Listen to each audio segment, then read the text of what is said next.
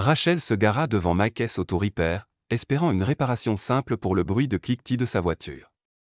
Après avoir examiné le véhicule, Mac revint avec une expression sombre, expliquant qu'elle avait besoin de réparations importantes qui coûteraient 1200 $.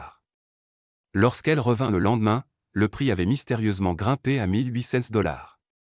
Alors que Mac lui tendait la facture, Rachel plongea la main dans son sac, mais au lieu de sortir un moyen de paiement, elle posa un enregistreur vocal sur le comptoir. Par un après-midi ensoleillé, le garage local connu sous le nom de Mike's Auto Repair se tenait tranquillement à l'angle de Main Street. De grandes enseignes ornaient la façade du bâtiment, vantant fièrement un service de qualité auquel vous pouvez faire confiance. Rachel entra sur le parking, sa berline émettant un léger cliquetis qui la dérangeait depuis quelques jours. Malgré ce bruit, la voiture fonctionnait parfaitement, elle accélérait en douceur et freinait sans problème. Elle se gara devant l'entrée du garage, espérant que la réparation serait rapide et abordable pour pouvoir reprendre le cours de sa journée bien remplie. Mike, le propriétaire du garage, sortit du bureau en s'essuyant les mains sur un chiffon. C'était un homme d'âge moyen, avec des cheveux grisonnants aux tempes et un sourire chaleureux qui mit tout de suite Rachel en confiance. Il la salua aimablement, lui tendit la main et se présenta comme le propriétaire. Rachel lui expliqua le bruit de cliquetis qu'elle entendait depuis peu. Mac hocha la tête d'un air pensif tout en l'écoutant, puis lui posa plusieurs questions. Quand avait-elle entendu ce bruit pour la première fois? Y avait-il d'autres symptômes? Rachel répondit non à toutes les questions, réaffirmant qu'à part ce bruit, la voiture semblait très bien fonctionner. Avec un air professionnel, Mac ouvrit le capot et passa quelques minutes à examiner le moteur. Il demanda ensuite les clés pour faire un petit essai routier et établir un diagnostic précis. Rachel les lui tendit, observant pendant qu'il conduisait sa berline autour du pâté de maison, le cliquetis toujours audible lorsque la voiture s'éloigna. Lorsqu'il revint, son expression avait totalement changé.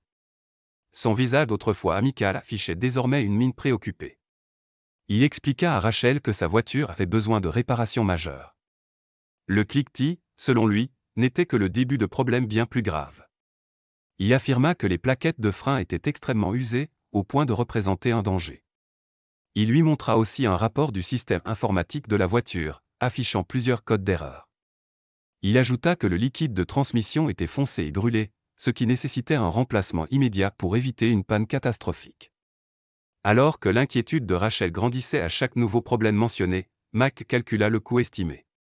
Toutes ces réparations, dit-il, coûteraient près de 1200 $. Le montant fit l'effet d'un coup à l'estomac pour Rachel, mais Mac insista. Ces réparations n'étaient pas facultatives, elles étaient essentielles pour sa sécurité et la longévité de son véhicule. Essayant de digérer la nouvelle, elle demanda combien de temps cela prendrait. Mike lui dit de revenir le lendemain pour récupérer sa voiture. Le lendemain après-midi, Rachel revint au garage, qui était en pleine effervescence. Des mécaniciens allaient et venaient entre les véhicules, munis d'outils et de pièces. Mike la repéra de l'autre côté du garage et s'approcha, un clipoard à la main. Son visage était encore plus sérieux que la veille. Il expliqua qu'au cours des réparations, ces mécaniciens avaient découvert d'autres problèmes qui n'étaient pas apparents lors de l'inspection initiale. Il parla d'une corrosion étendue dans le câblage électrique, pouvant provoquer des courts-circuits. Plus inquiétant encore, selon lui, ils avaient découvert une pompe à eau défaillante qu'il fallait remplacer immédiatement pour éviter une surchauffe du moteur. À chaque nouveau problème évoqué, la facture augmentait. Le nouveau total s'élevait maintenant à 1800 $, soit 600 $ de plus que le devis déjà élevé de départ. Rachel écouta en silence pendant que Mac lui tendait une facture détaillée, lui assurant que la voiture était désormais en bien meilleur état et que ses réparations éviteraient des dégâts plus coûteux à l'avenir. Elle examina attentivement la facture. Chaque élément était méticuleusement listé, avec les pièces et les coûts de main-d'œuvre. Le total au bas de la page était entouré en rouge, 8 cents. Mac attendait visiblement, prêt à encaisser le paiement. Il tendit la main, s'attendant à recevoir une carte ou des espèces. Mais Rachel ne sortit pas son portefeuille.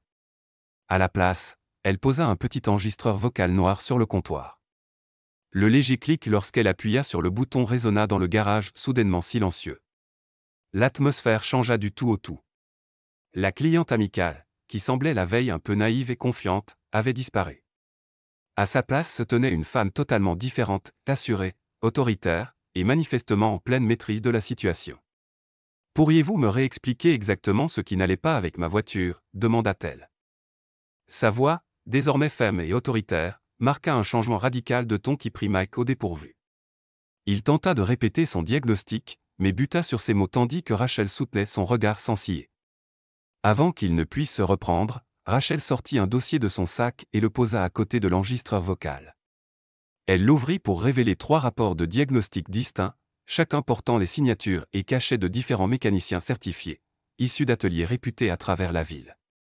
Chaque rapport indiquait clairement la même conclusion, le bruit de cliquetis provenait simplement d'un pare-chaleur desserré, un problème mineur nécessitant une réparation de 5 minutes, coûtant moins de $50. Le visage de Mac pâlit lorsque Rachel déclara calmement qu'il venait de lui facturer $1 800 pour des réparations dont sa voiture n'avait pas besoin.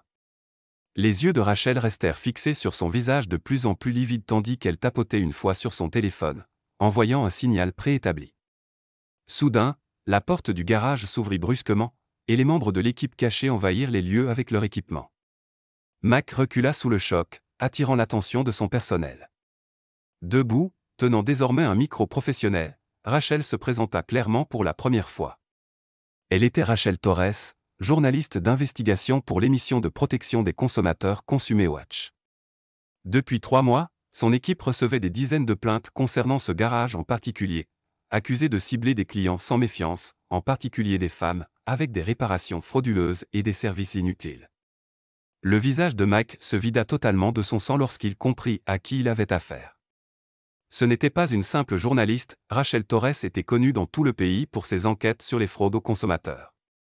Ses investigations avaient déjà fait tomber des opérations bien plus importantes que son modeste garage.